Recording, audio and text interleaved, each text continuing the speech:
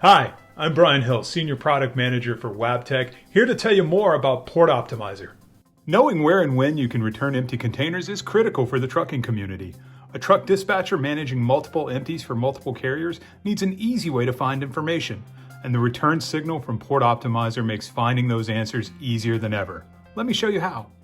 After signing into Port Optimizer, navigate to the left side and select Empty Returns from the menu. This will take you to the Return Signal page. The return signal allows you to view empty return information for all terminals at both ports in San Pedro Bay from a single page.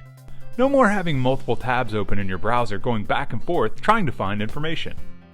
Empty returns are presented in an easy-to-read chart that sorts information by terminal, shift, carrier, and container size and type. Within the chart, you will be able to see if a terminal is accepting that type of empty by looking for either yes, they are accepting, no, they aren't accepting, or dual if they are only accepting dual transactions.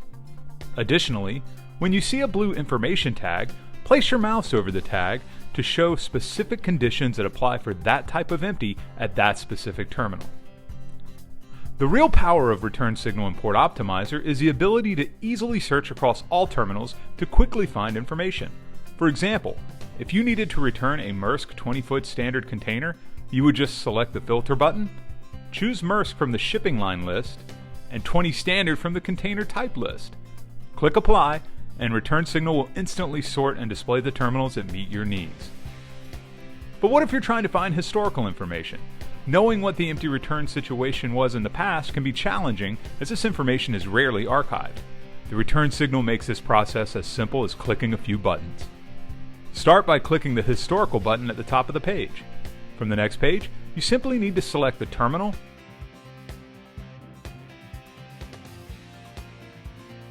date and time that you are looking for.